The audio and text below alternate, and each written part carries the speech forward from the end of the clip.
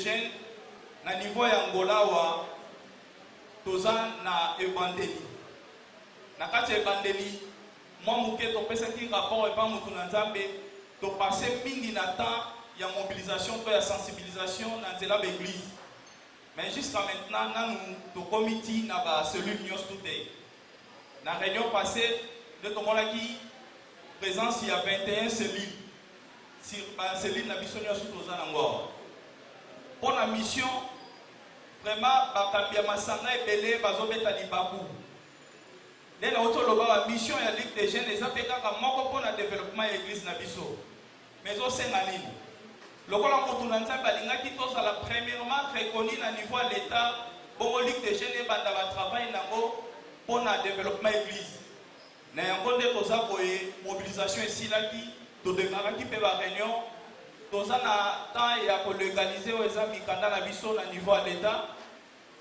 nde kosenga biso ligue de jeunes na temps oyo tozali nango tomeka rassembler un peu par budget moko boye po tozwa mikanda tozala na facilité ya kosala baaction na biso mpo na social to lisungi église elingi koloba te ligue de jeunes ekosunga église na biso te amen ligue de jeunes tosalaki système ya social bachef d'antenne bazali awa topesaki mbela tolobi tant que toza na kati église tokoki jamais kotala baproblème elekaka sans que to aide nde tosalaki système social bandeko nyonso to ya ligue de jeunes chaque dimanche bosangisaka ata ne fût que 300 mpona kosunga basali na transport mpona kosunga basali na oyo eza bosenga na bango amen yango na ngai nasenga na bakambi ya basubi commission na cellule na bino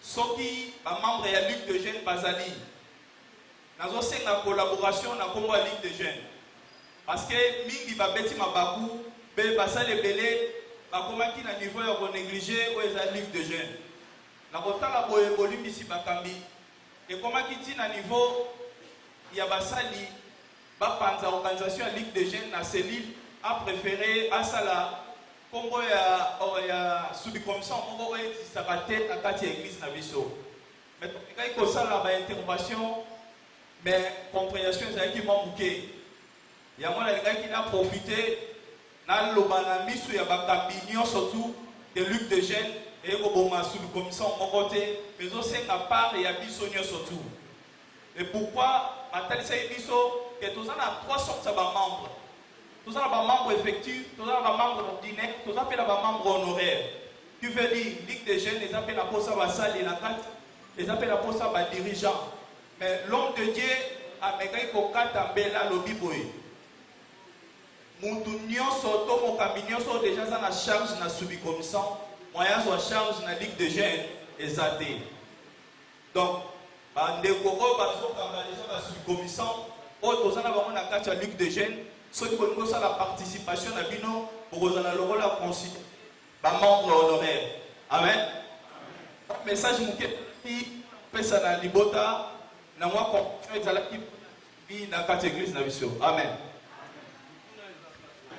ndenge alobi eza malamu question eza po nani aza membre ya ligue de jeunes parce que moto oyo azali deja na lisanga moko ye wana azokota so na ligue de jeunes siko kuna mpe mwa bosenga ezali kuna mpe mwa bosenga ezali kuna mpe mwa bosenga ezali siko motu moko maya mikabola eza te yango totunaki question boye est ce que moto oyo aza membre ya ligue de jeunes ekozala te groupe moko kaka c'est-à-dire moto aza indépendant ayebi atikaki kaka na ligue de jeunes et le reste soki bakozala participatif parce que ezala na bamembre effectif na bamembre adhésif c'est-à-dire que moto oyo azoparticipe mais akontribuaka te mpo aye kaka mpo na ide mais oyo babengi effectif ye faut aparticipe parce que eza lisanga na kati ya église peut-être yango ezobenga mwa incompréhension entre bino communication na bino na baresponsable direct place wana il faut détermination na yo ezala claire na bozwi ya place yo toza nango na difficulté azali membre effectif mais aza mpe na ligue de jeunes sikoyo na ligue de jeunes kuna mpe yo kozolorganize social nango il faut aparticiper kuna mpe bazosenga membre effectif il faut aparticiper finalement nani akozala membre ya Ligue des jeunes peut déterminer un moment malamu place wana po ebima claire awa ndenge tovandi mpo moto ako akontra. Amen, frère Francis. Amen, bandeko. Moi, c'est titre pour la kosunga eide nayo. Frère Francis, na lisanga nayo yo ozosala candidature ou bien mutu azoya kose candidature. Yo ozopona ba Ligue des jeunes na masanga ou bien mutu azoya akomamia koma Ligue des jeunes. Maman, ça devient. Mais biso toko pesa mukambi wana teke afongola po eza lisanga livre volontaire. Il y a batu mususu azana lisanga oyo ayoki lisanga wana kaka ye moko akei yango bongo te bakanga nani oyo batinda ye na 2 3 4 masanga mais eza likambo livre volontaire azana problème moko te.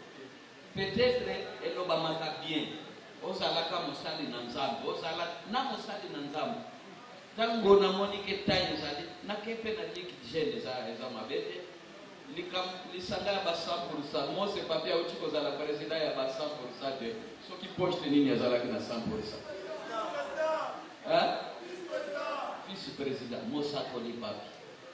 Alors, yo kaka ndenge oza wana okosepela pe okomi partenaire soki nani bakobenga ya moko ya bamasanga awa me oza mosali na nzambe.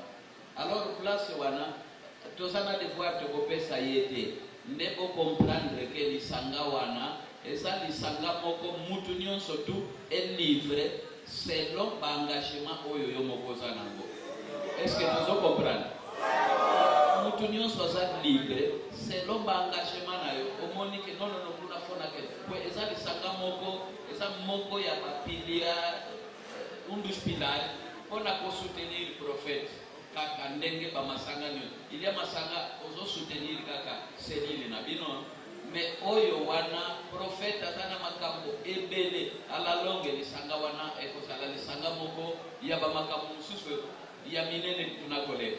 Alors to négliger yango te sembola na église na yo initiative wana bozalaka na yango ya kokende voir meme na baprovince bozongela kotambola tina seni na baseni oyeba kopesa message otalisa babiti nango précise na fi nango etetre kozala malamu mingi toyokani malamu toyokana bien commission la Ligue des jeunes autour de Saliambo des idées pas prophète. Ligue des jeunes à quatre églises et ça indépendant par rapport à l'église du bar. Masanga Nyonso, Ligue des jeunes des années par où le prophète qu'on a utilisé. Il y a une explication de monter, il y a une explication. Ils ont fait ma volonté. Ils ont quitté, ils ont dit Sangani, ils ont dit Sali. Bandeko, Ligue des jeunes, ils ont voyagé.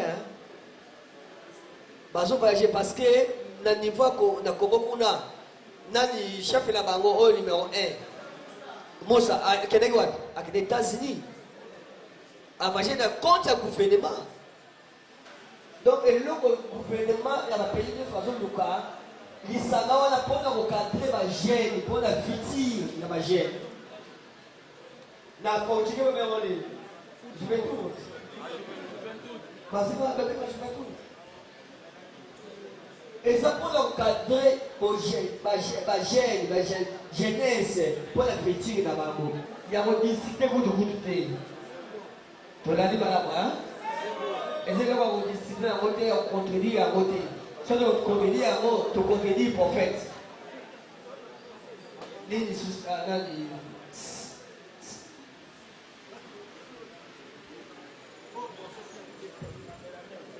Amen wa Bilugari, Amen wa Sali, Amen wa Kambi. Bon, maintenant, ndenge président bibi pour la Ligue des jeunes. Toza Kambi, toza na wasali, toza na délégat, toza na mabongisi, nyonso pour l'église na biso. Concernant les jeunes, surtout na baseli, Il y a vrai maintenant ligue des chefs et ça la moins complication.